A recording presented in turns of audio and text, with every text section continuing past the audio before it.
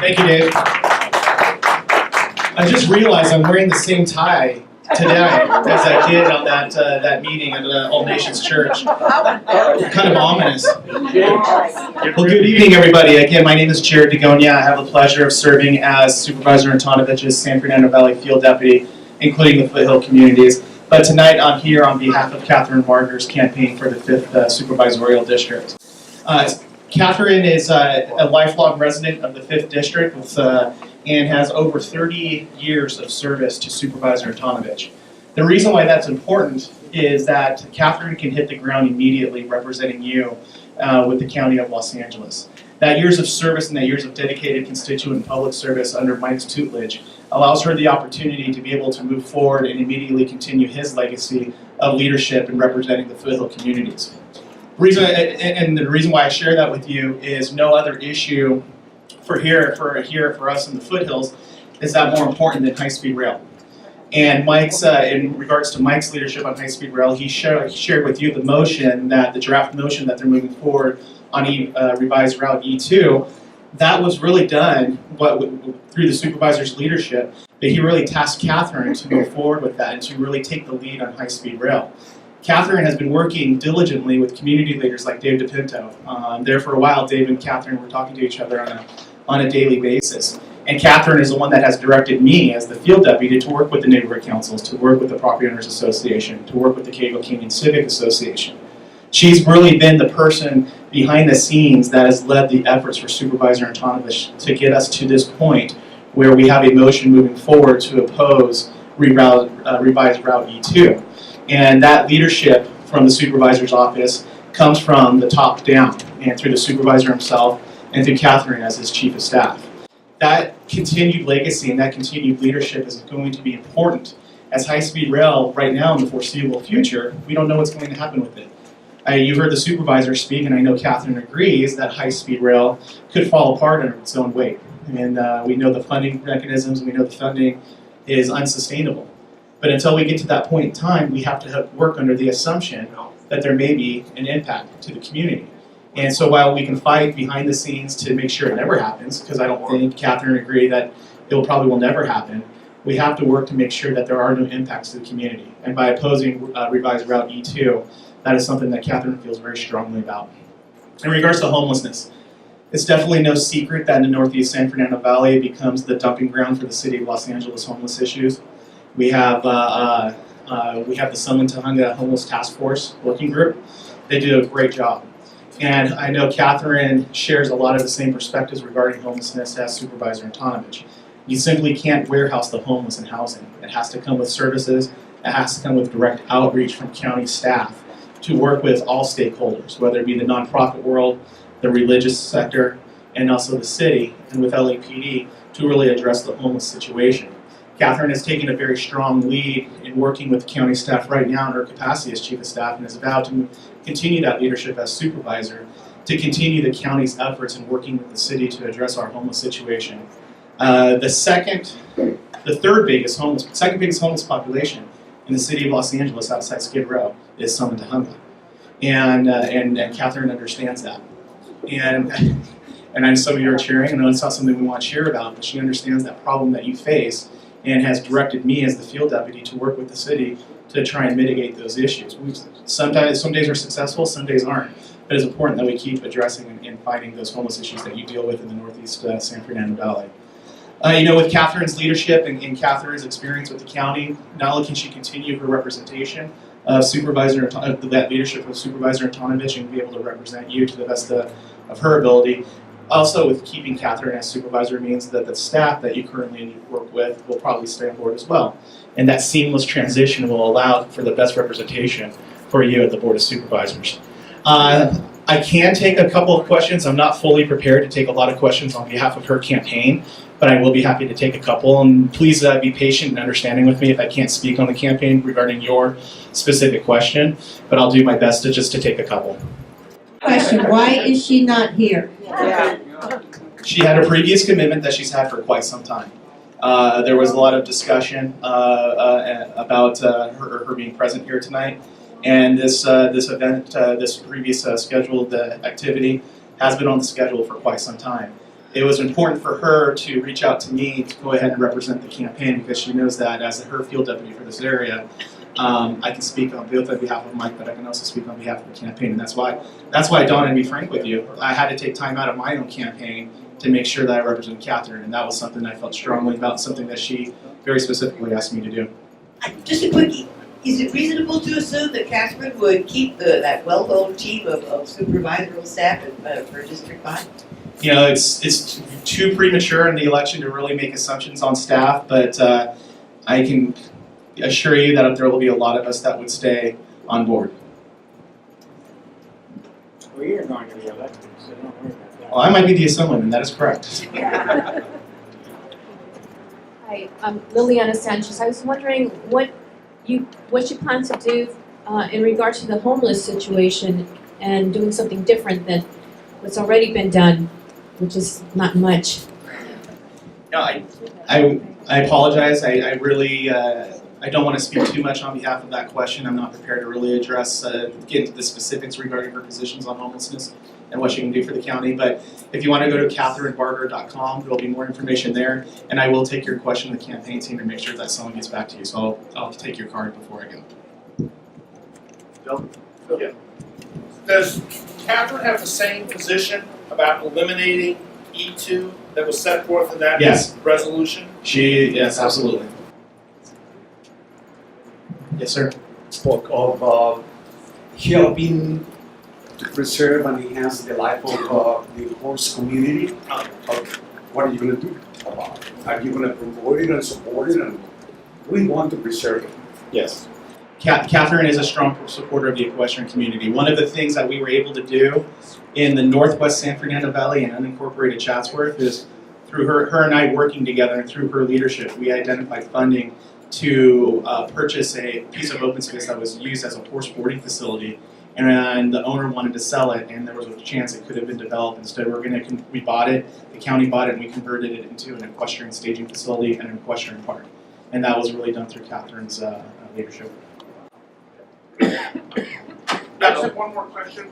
What's the position on the 710 freeway? Because if that thing goes through, they widened the 210 freeway, I think in anticipation of the 710 going through Pasadena, and we're going to end up with all that truck traffic. I'm going to pass that on to Councilmember Ara Najarian, who's right there.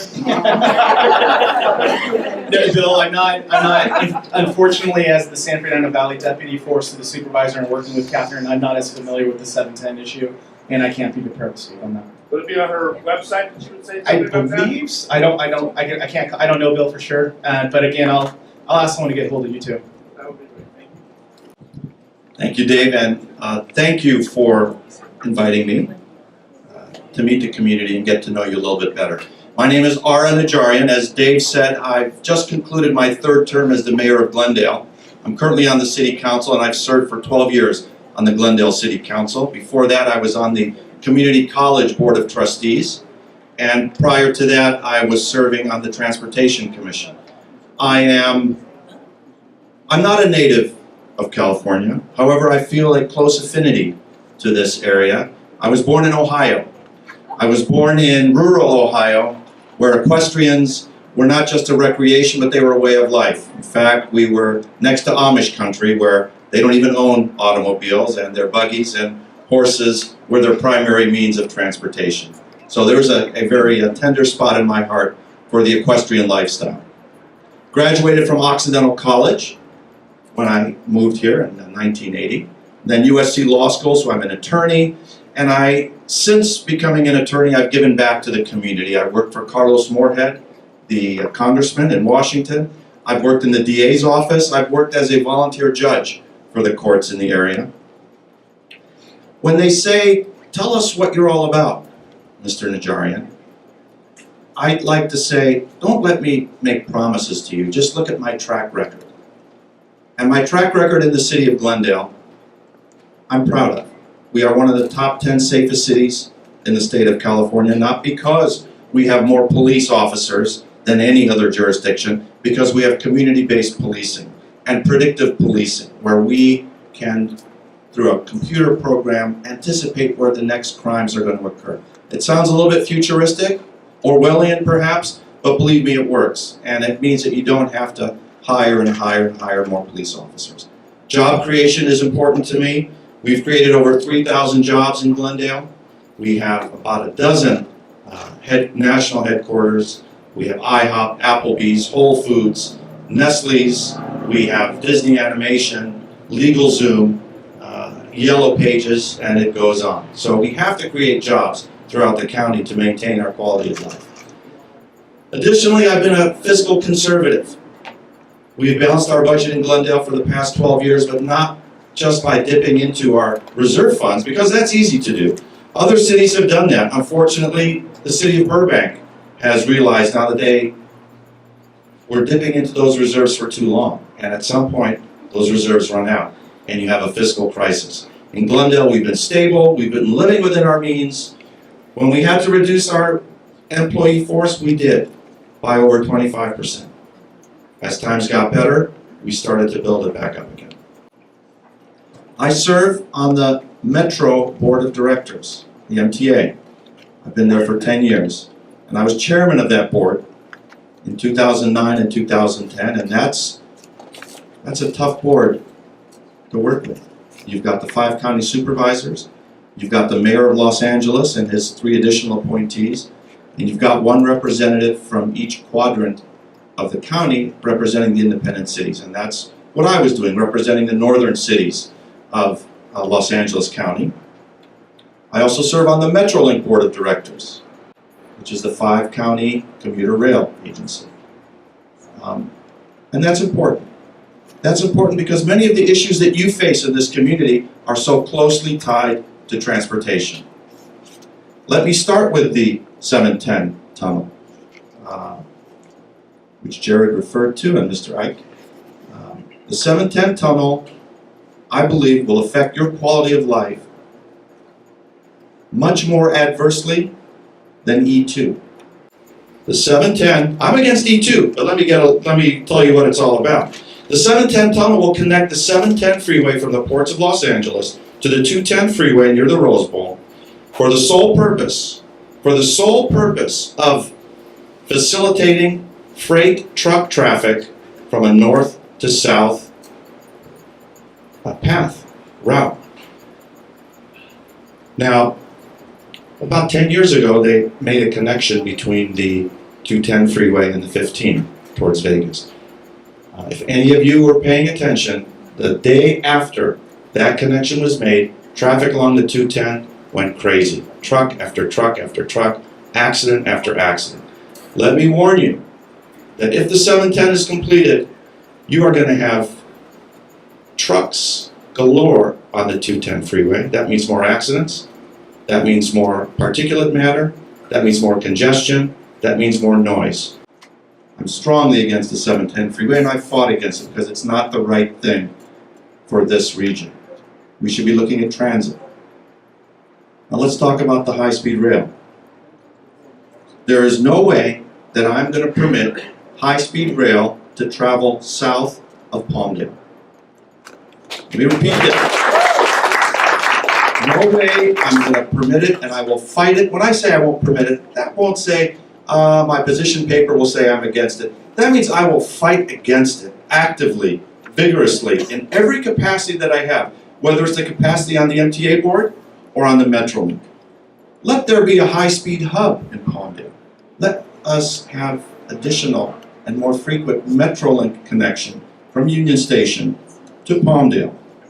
We can increase that frequency at a much less cost than what it's going to, than this is going to be. This is going to devastate your community. Let's bring people to Palmdale with every 15-minute service on the Metrolink tracks. Let's double track it. Once you get to Palmdale, good Lord, buy your ticket and take that 300 or 400 mile an hour speed train up to the Bay Area.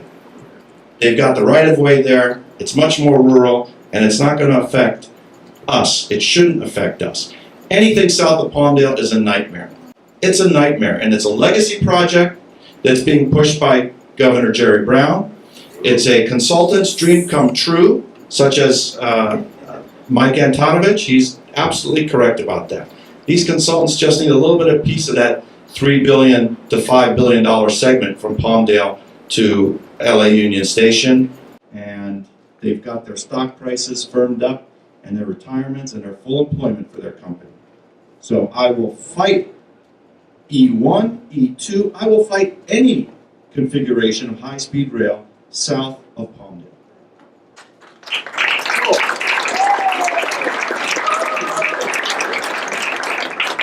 In fact, what we've been doing is lowering the prices, the ticket prices for Metrolink, so folks from Union Station can travel to Palmdale and hopefully start getting used to that route. It's really the best way to do it. Get off the freeways, get off the roadways, and enjoy the train ride. As far as homelessness goes, I'm not a stranger to homelessness. My city of Glendale is fighting homelessness. We have 250 to 300 homeless on our streets. And it's a travesty to see these poor people, each one with a different problem. There are no two homeless people that are the same. None that are the same. You've got homeless vets who've fallen on hard times after discharge with PTSD. You've got folks that have had medical conditions that have dropped them out of a job. You've got folks who are just fired due to the economic downturn. You've got folks that have mental illness. You've got folks that have substance abuse.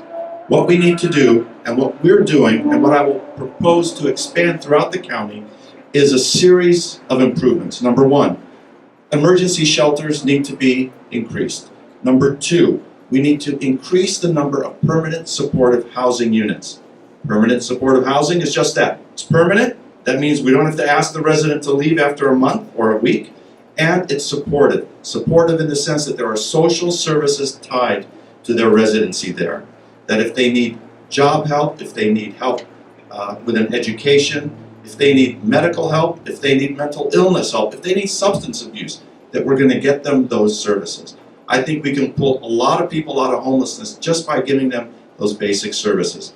But after that, we have to make sure that those on the cusp of being homeless are taken care of. We need more affordable income, affordable low-income housing. We need moderate income housing.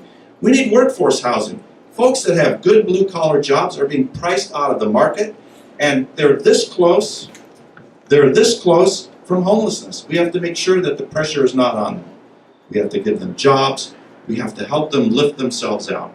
And every city in the county, from the Palos Verdes to the San Marinos to the Lancasters, have to play their part. They can't just dump it on the city of Los Angeles. They can't just dump it on that county government, the county of Los Angeles. And we play our part in the city of Glendale. We put $3 to $5 million a year, and we send vans out, picking up the homeless and offering them services. If each and every city of the county did that, and there's 88 cities, each and every one did that, it would be a huge boost to resolving homelessness. Now, homelessness has been percolating for decades now and largely ignored. It hasn't reached the crisis level that we're at today, but we can turn it around. We can solve the problem. It's going to be step by step. It won't be overnight. Step by step until we can make a good impact on bringing the homeless off the streets. Let's see, anything else? 210 on the sound walls. Ladies and gentlemen, as a Metro Board Director, I heard from my constituents in La Cañada, because I represent them directly on the Metro Board, and I went and I fought for them, and we've started to implement the sound walls through the city of La Cañada. La Crescenta area is next. They've also come to me and asked for help, and if you want sound walls on the 210, I will get you sound walls on the 210. It needs someone, and it sounds easy, but you're speaking to the person that can get it done. You're speaking to the person who's at the Metro Board, at the table, when they're dividing up those tens of millions of dollars and deciding what sort of transportation improvements the regions need, and I will get it for you. And that's my promise, and it's not just a hollow promise. Look at what we've done in La Cañada. Look at what we've done through stretches of Glendale. You want the sound walls? We'll get you the sound walls. But I'm going to help keep those big trucks off also, because even the best sound walls don't keep those Jake brakes rumbling down as they descend the grade. Exactly. So that'll, I guess, conclude my prepared remarks, and if I may take a question from Nina. Would you go to the golf course in the cable park? They are.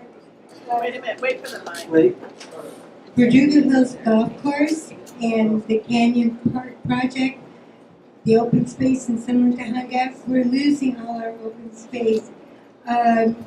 Former, or I should say, Supervisor Antonovich did say that he would help us some money towards the purchase of the park if we could raise the rest of the money.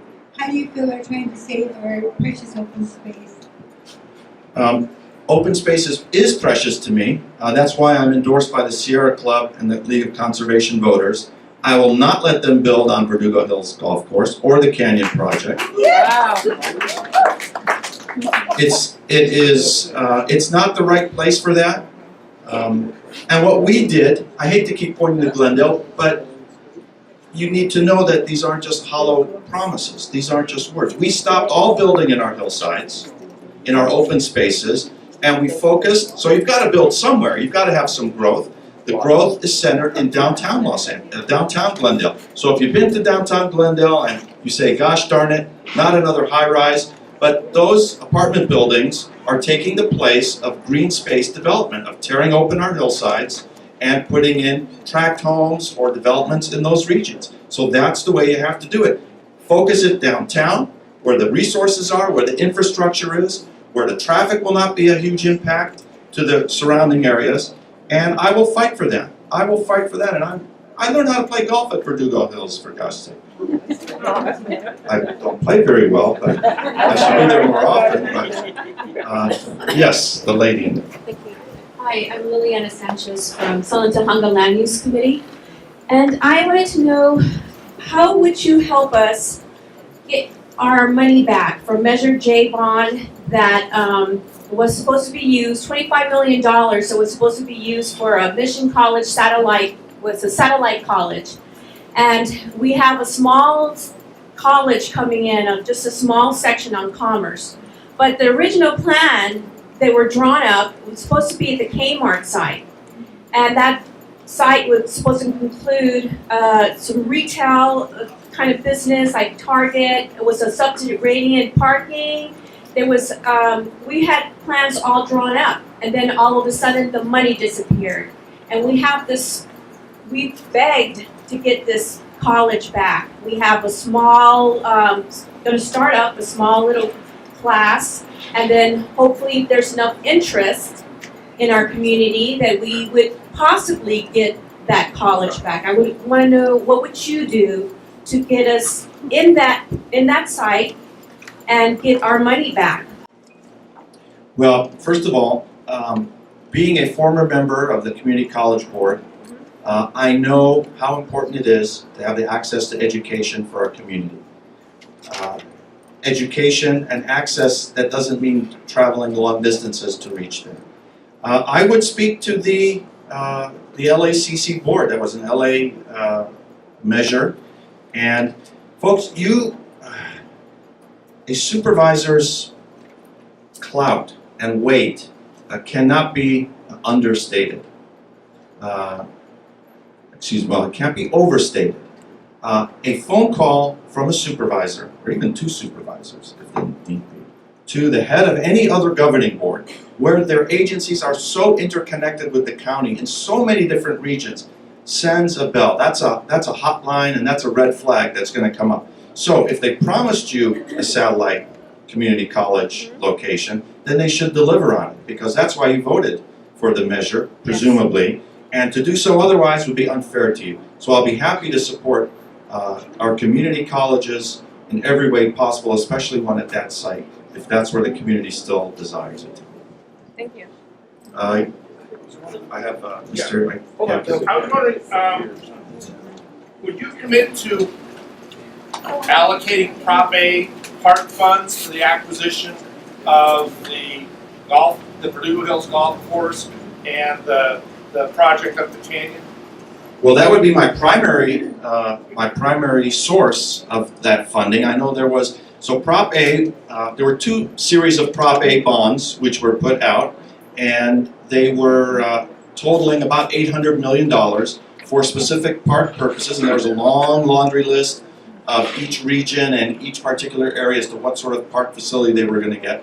And I haven't done the audit, but I would bet $1 that there's a lot of unallocated and unused money on some of those other projects. We need to de-obligate those funds at this point and put them towards the very worthy projects, such as the golf course and the canyon project, to buy it for open space. Yes, thank you.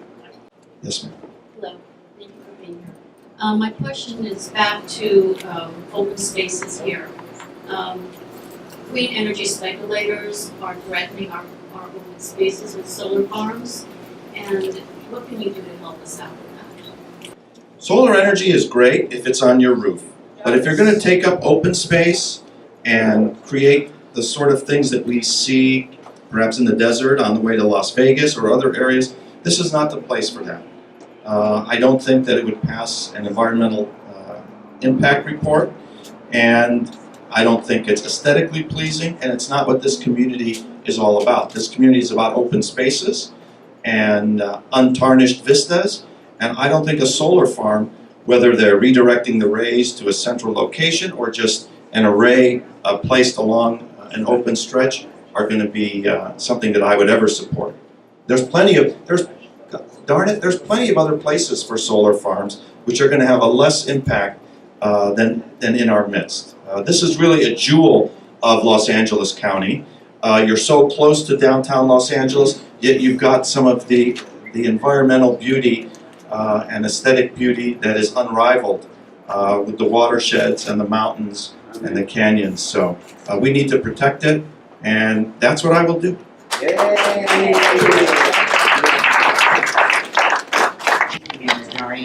My name is Kimberly Johnson. Can you hear you? And Closer. I think it's because my voice is so deep. All of the candidates so far tonight have addressed our homeless issue, the homeless and disenfranchised in our area. Everybody talks about they need more services, they need a hand up. Where are these funds going to come from? Well, the answer to that, and that's a very good question. So let's just look back over the past few months and see what has been dedicated. There's been an additional 100 to 150 million dedicated by the County of Los Angeles. The City of LA now feels that they've got about 100 million over the next few years to dedicate. That alone is not going to do it. That alone simply will not do it.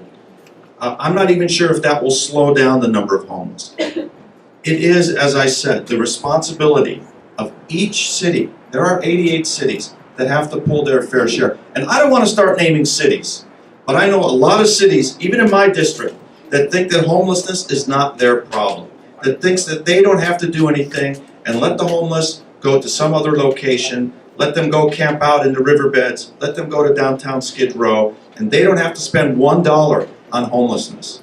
And that's wrong. And the only way we can defeat this is if each and every city takes it seriously and devotes their resources. And once they start devoting resources, then we can integrate all of our services together. And that's how we're going to solve it.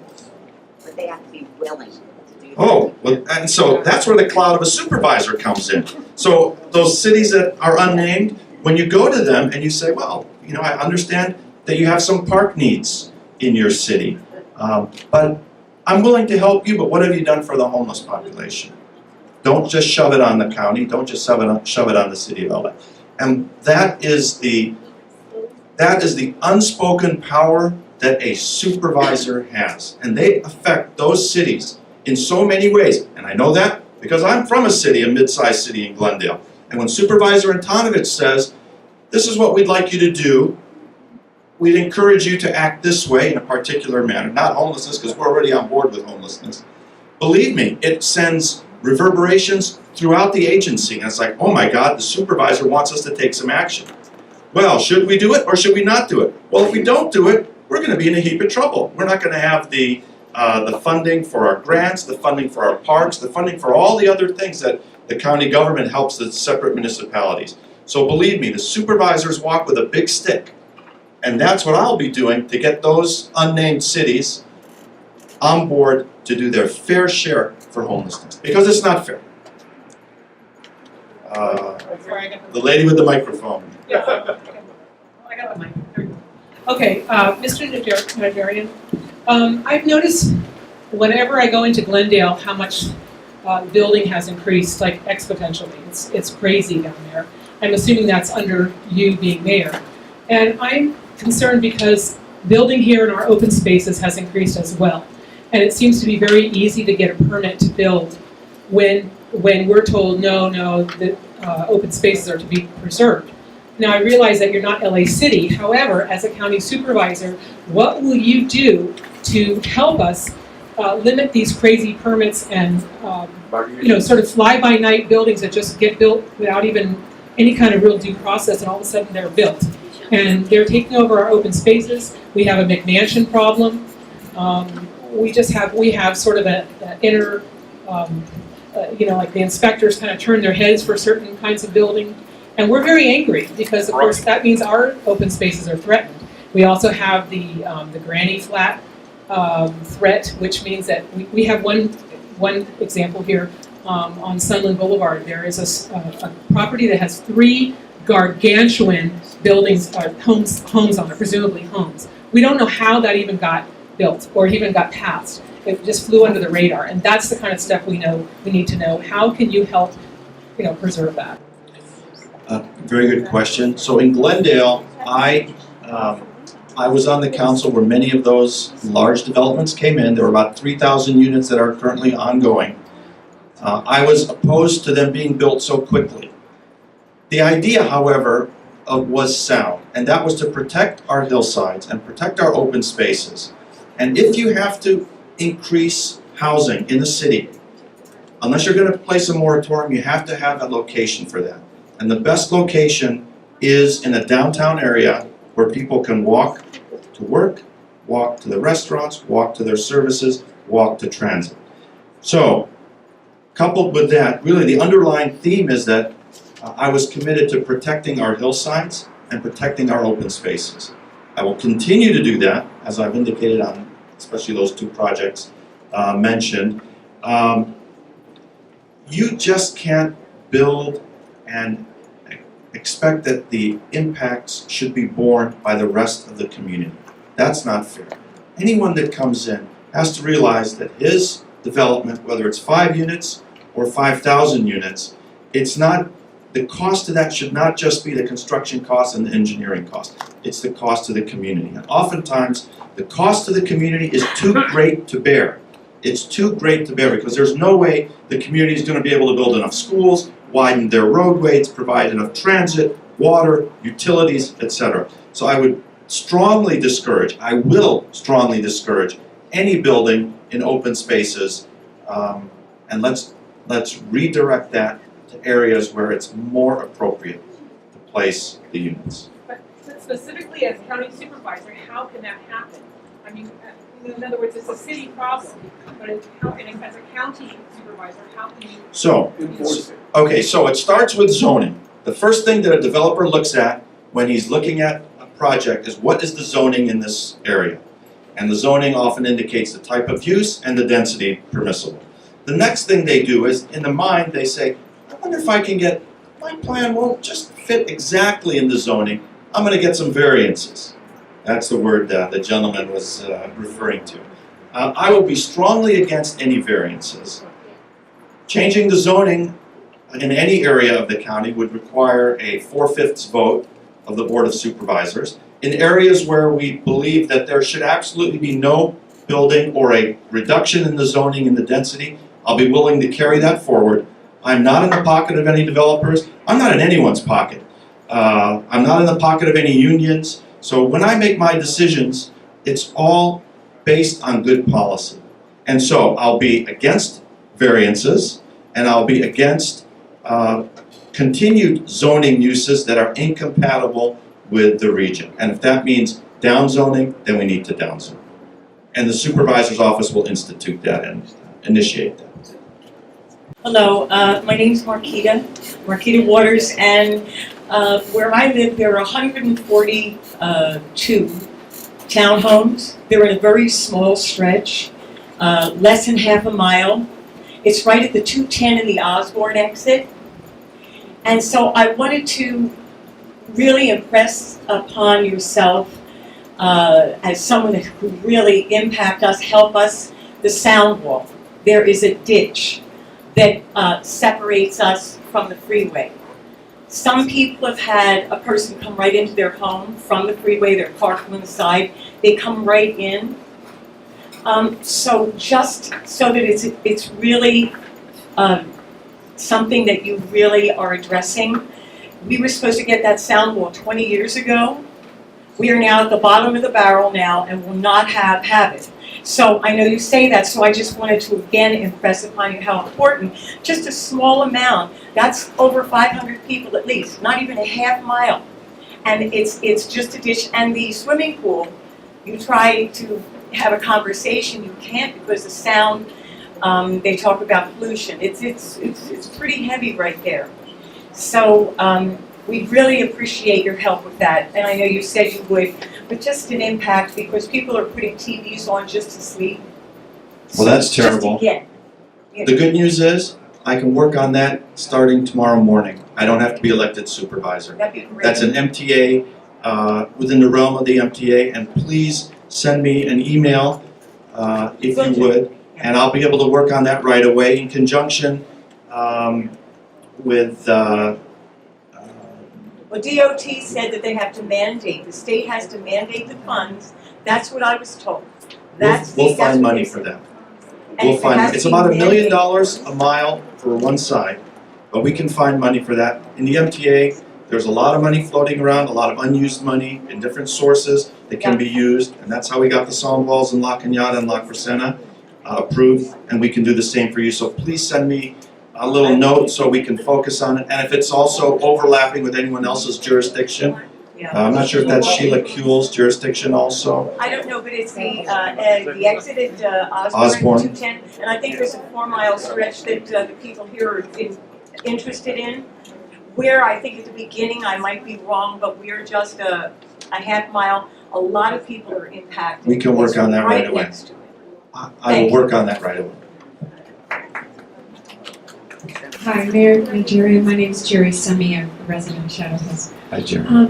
You mentioned earlier preferentially building in downtown Glendale, trying to preserve the hillsides and the open space.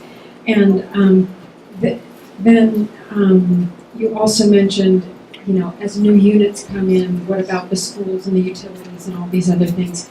At what point in LA, with the traffic getting as bad as it is and everything, at what point do we start actually looking at moratoriums?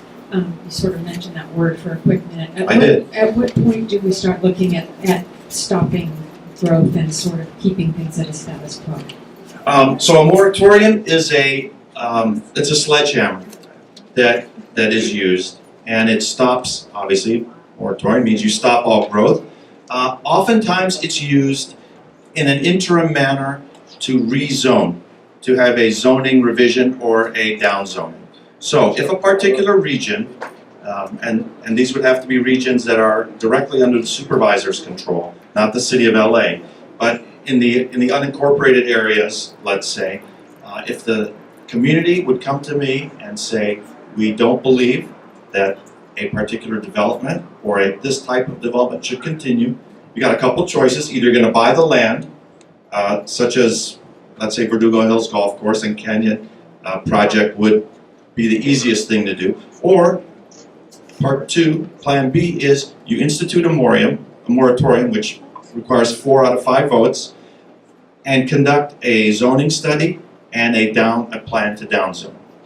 And that's the only way to do it.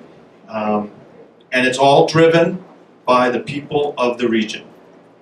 It would be foolhardy for any supervisor to think that he knows what the people of a particular neighborhood or community need. And if the community speaks, then that's what I will do to facilitate your wishes. My question is, what would you do to enforce that is no nepotism in the city hall on this, in the planning, in the city department, the building department? All of these, what you mentioned before, the 3 mansions that right on the Foothill Boulevard, somebody got away with that, with money under the table or nepotism, how would you enforce that? More So- transparency. Okay, so if it's an LA City Hall problem, if it's an LA City Hall, the supervisor can't do much. Except, remember that big stick I said he carries with him? Except call on his friend, the district attorney of LA County, to investigate charges of nepotism or bribery or corruption.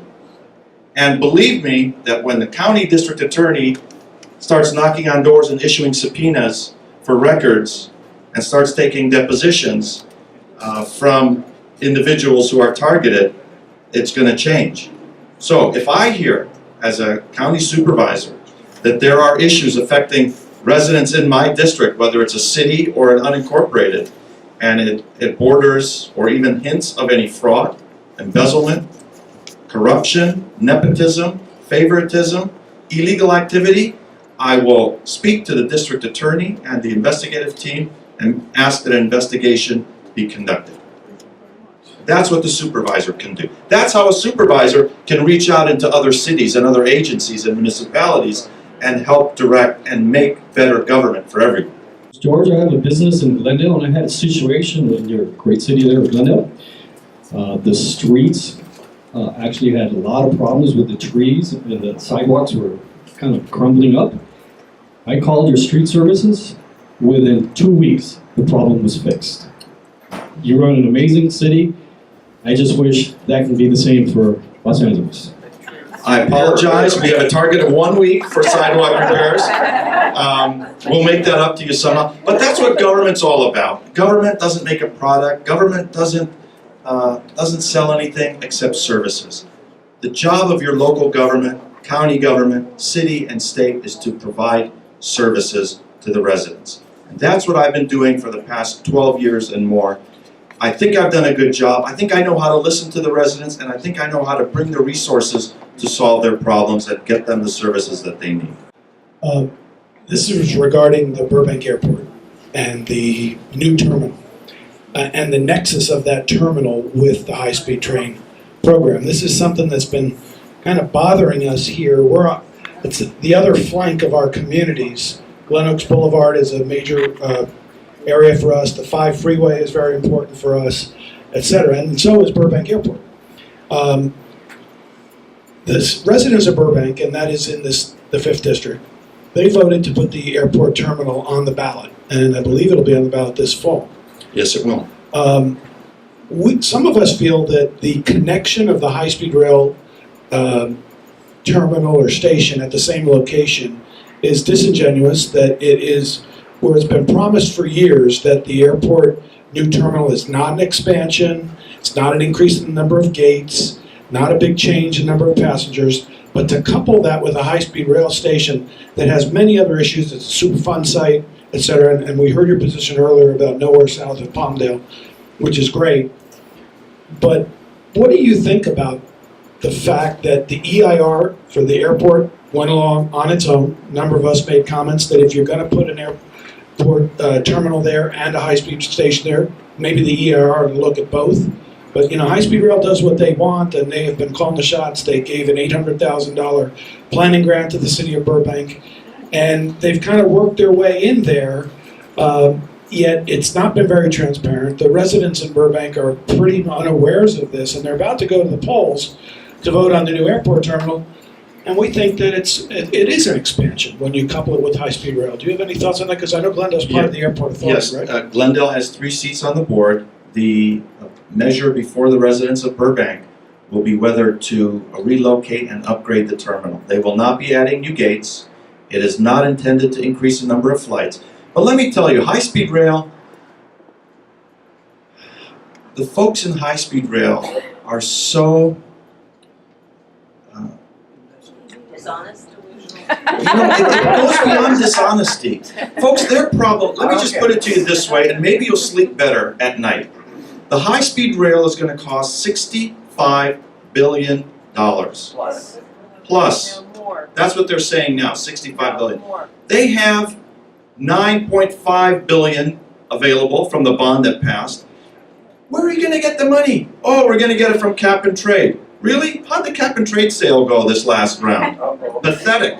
They're getting $2-3 million from the cap and trade funds. There is no way that they're gonna be able to fund the high-speed rail to come even close to funding the high-speed rail. Sleep well tonight. Sleep well knowing that they won't afford it, they can't afford it, and I'm gonna fight tooth and nail to have them consider any other options. So the high-speed rail, EIR that they're trying to do, baloney. Nothing wrong with Metrolink. Increase the frequency. We've got 2 rail stations we're going to open up, one for the Antelope Valley line, one for the Ventura County line, right there at the airport. That's going to be fine. That's rail to the plane, they call it. And high-speed rail is not going to happen. High-speed rail is not going to happen.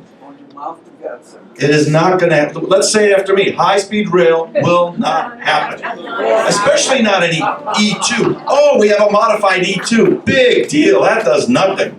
So it's not going to happen. And we need some strong opposition by the locals, not to fine-tune it this way or that way. We need to stop it. Bring it to Palmdale if you've got the guts to and the inherent funding to do so, but not south of Palmdale. And Councilman, our issue with that is we believe what you just said, that we're not gonna let it happen. No. We're not gonna let it happen. But we're like the second coming of the 710 freeway communities. We run the risk of having this hanging over our heads for a decade. They don't wanna start building here now until 2029. They're saying their EIR is gonna be done in a year. We know that the EIR for the 710 freeway took 4 years to go from scoping to draft. So we're gonna be under the cloud of the EIR, going to be facing 7 to 10 years of construction. This community deserves to be spared from that type of captive holding by a government agency, and they have turned their backs on Southern California. They've moved up to Northern California. They haven't held a community meeting here since May of last year. They're just ignoring us, and in the meantime, property values here, businesses are making decisions on whether to do things, people are making decisions. There are more homes for sale in Shadow Hills right now than in recent memory, in recent history.